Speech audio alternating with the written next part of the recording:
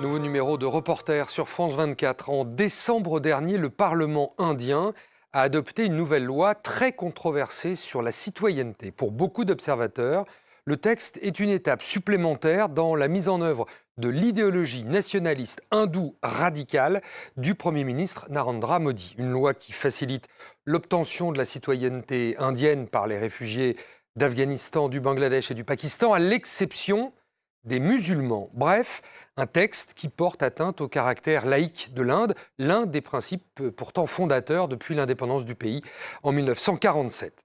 On retrouve à New Delhi notre correspondante Mandakini Gallo. Mandakini, cette loi a déclenché des manifestations violentes et une répression inédite en Inde. Comme en France, manifester contre le gouvernement est vu comme un droit basique en Inde. Ainsi, voir la police faire preuve de violence sur des étudiants ou encore utiliser des flashballs pour démanteler des manifestations dans des endroits comme l'Uttar Pradesh a été choquant pour beaucoup d'Indiens. Mais il y a aussi un autre aspect de la répression qui est l'arrêt d'Internet, un mouvement largement mis en place par le gouvernement dans les villes où les manifestations se tiennent en accord avec une loi de l'époque coloniale qui interdit 4 personnes ou plus de se regrouper. Malgré tout cela, les manifestations continuent alors même que nous parlons. Alors on va découvrir justement quelques-unes de ces manifestations que vous avez tournées dans ce reportage. On se retrouve juste après, reportage que vous avez réalisé avec Alban Alvarez et Clément Laborde.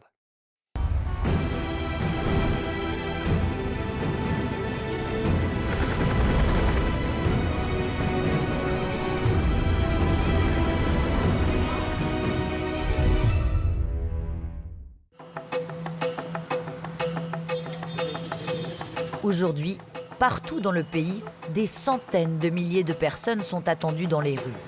Avec un objectif, faire bloc contre la récente loi sur la citoyenneté. Allez, dépêchez-vous, on y va. À New Delhi, Etmam, étudiant en droit, veille à ce que ses camarades de l'université de Jamia Millia puissent se rendre à la manifestation librement. Une mission rendue difficile par les autorités.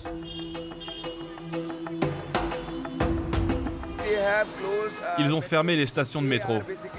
Ils essaient de nous empêcher de nous déplacer. Mais on va y aller car c'est notre droit. Les mauvaises nouvelles ne se font pas attendre. Faites attention, ils ont commencé les gardes à vue.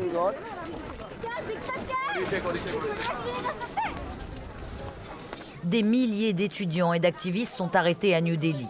Le message est clair, une tolérance zéro envers les voix contestataires. Nous n'avons même plus le droit de faire entendre notre voix dans ce pays. Honte à la police de Delhi.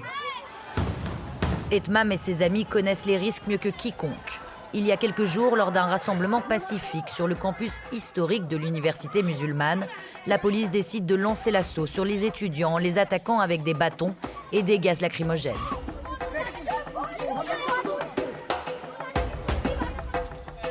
De cette attaque naît une mobilisation nationale qui va bien au-delà de celle des étudiants. Malgré les arrestations, à Delhi, le mouvement ne faiblit pas.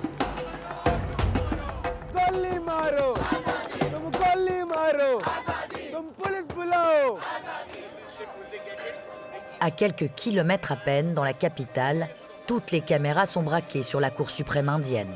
59 pétitionnaires ont déposé une requête contre la loi sur la citoyenneté. Nos pétitions contestent cette loi et ses nouvelles règles car elles sont discriminatoires et sur de nombreux points.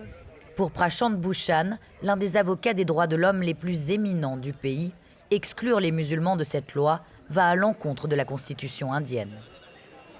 La création de l'Inde repose sur la laïcité, qui ne permet donc pas à l'État de discriminer sur la base de la religion. Et c'est pourquoi ce sont les principes fondamentaux de notre République qui sont menacés par cette loi. Ceux qui sont à la tête de notre nation, M. Modi, M. Amit Shah et le BJP, ont pris le contrôle du pays et veulent en faire une république hindoue, ce qui est totalement contraire à notre Constitution. Ce sera l'un des cas les plus contestés en 2020. Et nul doute que pour leur plaidoyer, les avocats pointeront du doigt l'État de l'Assam, où plusieurs millions de personnes sont sur le point de perdre leur nationalité. Un État où, depuis le début des manifestations, les journalistes étrangers sont interdits et où Internet a été coupé pendant plusieurs semaines. Nous nous sommes rendus à Golpara, une commune reculée de l'Assam qui partage une frontière poreuse avec le Bangladesh. Là, on va aller voir quelques tribunaux pour étrangers. Jenal Abdin est un ancien élu régional, aujourd'hui reconverti en activiste. Votre mère a été déclarée étrangère? Depuis plusieurs années, le gouvernement indien mène dans l'Assam une gigantesque opération de recensement des citoyens, appelée le NRC. L'objectif, identifier les étrangers illégaux. Ça se passe dans tout l'État de l'Assam. Tout le monde reçoit des assignations à comparaître au motif d'être suspecté d'être des citoyens D. D veut dire douteux. Une fois qu'une personne est déclarée citoyen douteux, elle doit se présenter devant un tribunal pour étrangers et prouver sa citoyenneté avec des documents officiels. La plupart de ces personnes sont pauvres et analphabètes. Ils doivent trouver de l'argent pour engager des avocats. Et pour ça, ils doivent vendre leurs terres, leurs vaches et leurs maisons. Et même après tout ça, beaucoup n'obtiennent pas justice et sont déclarés étrangers, puis incarcérés dans des camps de détention. Peu de temps avant notre voyage dans l'Assam, le Premier ministre indien a prononcé un discours accusant l'opposition de propager la peur et des rumeurs autour de la loi sur la citoyenneté. Congress और अर्बन नक्सलियों द्वारा उड़ाई गई detention centre की अफवाहें सरासर झूठ है, बद इरादे वाली है, देश को तबाह करने के नापाक इरादों से भरी पड़ी है। ये झूठ है, झूठ है, झूठ है।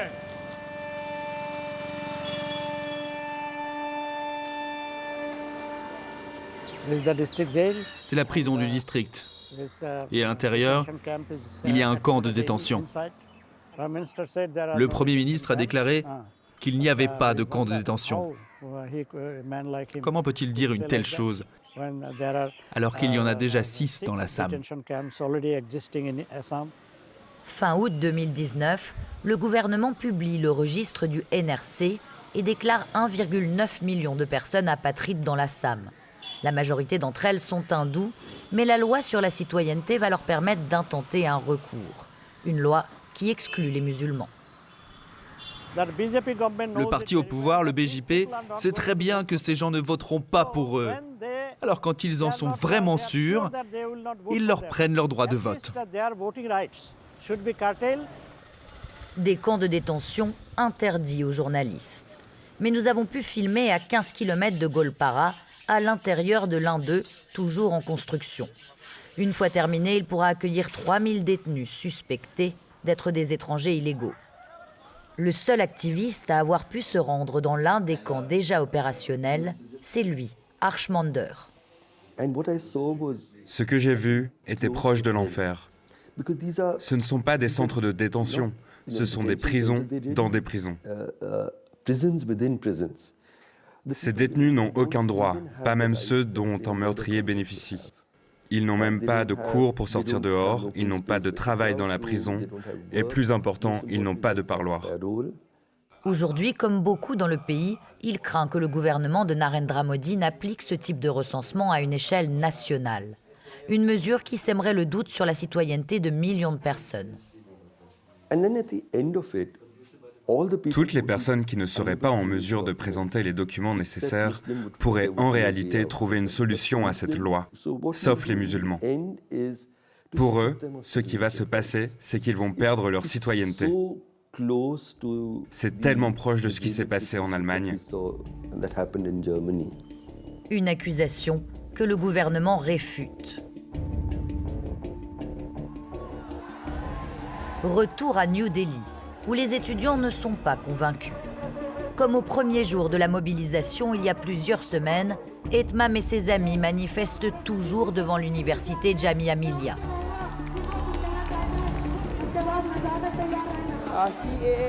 La loi sur la citoyenneté et le NRC sont tous les deux complètement anticonstitutionnels. On est venu exprimer notre colère et vous montrer que nous n'avons pas peur de vous. À l'abri des regards, le comité de coordination de Jamia, formé par un noyau d'étudiants de l'université, se réunit chaque soir. Nous avons eu un accès exclusif à l'une de ces réunions. Je voudrais dire quelque chose. J'ai traduit le communiqué de presse d'aujourd'hui et il ne va pas assez loin. Vous ne qualifiez pas clairement la loi d'anti-musulman. Vous écrivez juste qu'elle est anticonstitutionnelle. Pour commencer, c'est anti-musulman. Il faut le dire haut et fort. Et si vous ne pouvez pas le faire, pas la peine de vous appeler la voix de la nation.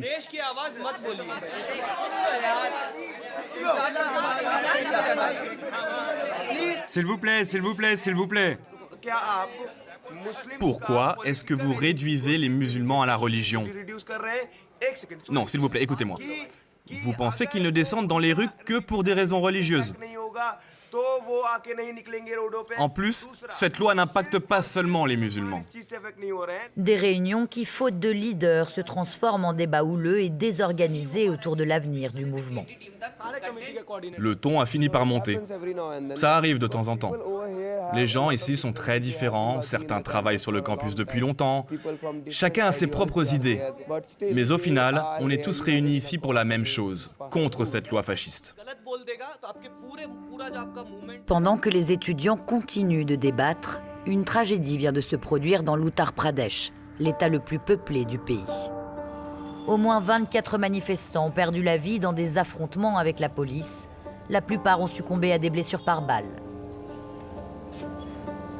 L'un d'eux s'appelait Suleiman et avait 21 ans. Selon sa famille, il n'était pas là pour manifester et rentrait de la mosquée.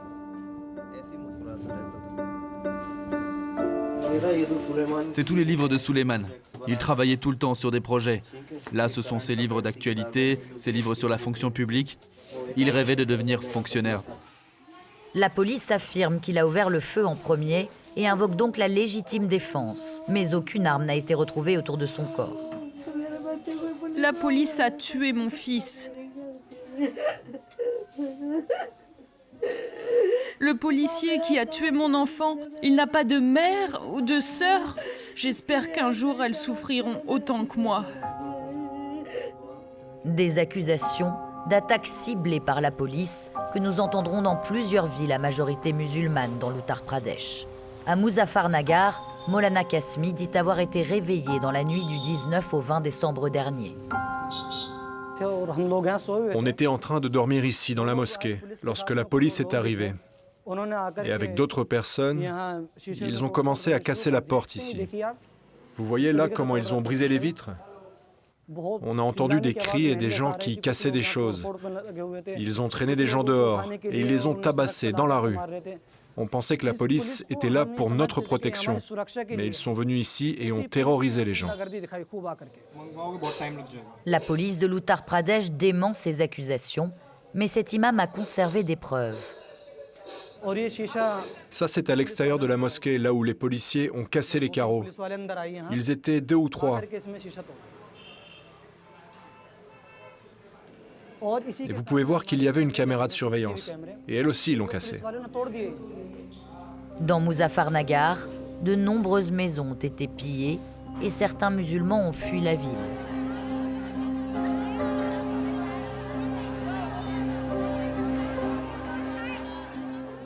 Si plusieurs rapports dénoncent des violations des droits de l'homme par la police, pour le gouvernement, les forces de l'ordre ne font que répondre à la violence des manifestants. Une version officielle fragilisée par la réalité des faits et par les nouveaux visages de cette résistance.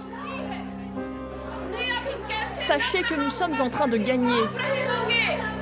On fait trembler les puissants de ce pays en ce moment.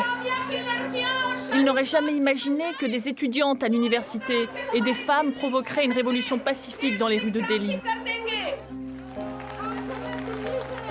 Les femmes et les enfants sont venus grossir les rangs de la mobilisation. Aujourd'hui, tous semblent plus déterminés que jamais. On retrouve à New Delhi notre correspondante qui a réalisé ce reportage, Mandakini Gallo. L'application de cette nouvelle loi provoque des situations ubuesques. Vous avez rencontré un ancien soldat de l'armée indienne qui a loyalement servi son pays pendant des années et se voit aujourd'hui obligé de prouver sa nationalité? Oui, Mohamed Sanaullah n'est qu'une des 1,9 million de personnes à Assam qui ont été exclues de la liste de citoyens. Nous l'avons rencontré à Guwahati, la capitale, et il a une histoire très intéressante. Il a servi l'armée indienne pendant 30 ans dans des endroits à risque comme le Cachemire et Manipur, où il y avait eu une insurrection armée. Il a pris sa retraite en 2017 et a rejoint les rangs de la police d'Assam. Un jour, alors qu'il allait travailler, il a été arrêté avec la suspicion d'être étranger par ses collègues qui n'exécutaient que des ordres.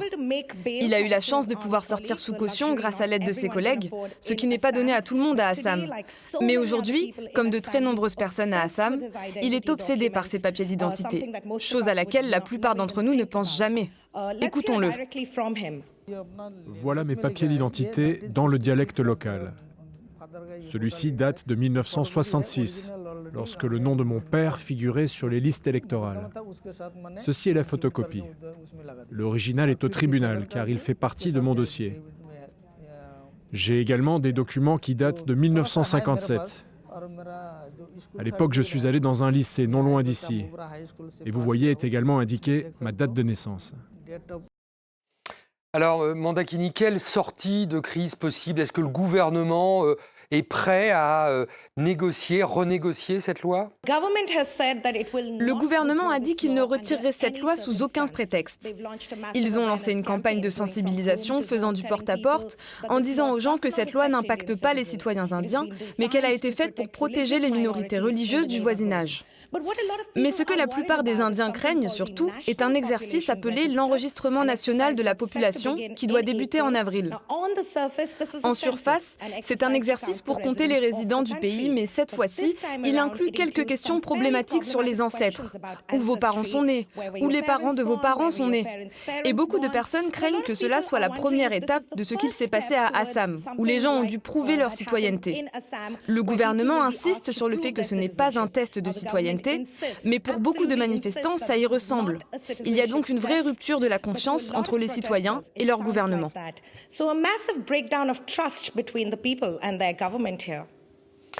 Merci beaucoup, Mandakini Gallo, correspondante de France 24 à New Delhi, en Inde. C'est la fin de ce magazine. Merci à vous de l'avoir suivi. On se retrouve la semaine prochaine pour un nouveau numéro de Reporter sur France 24.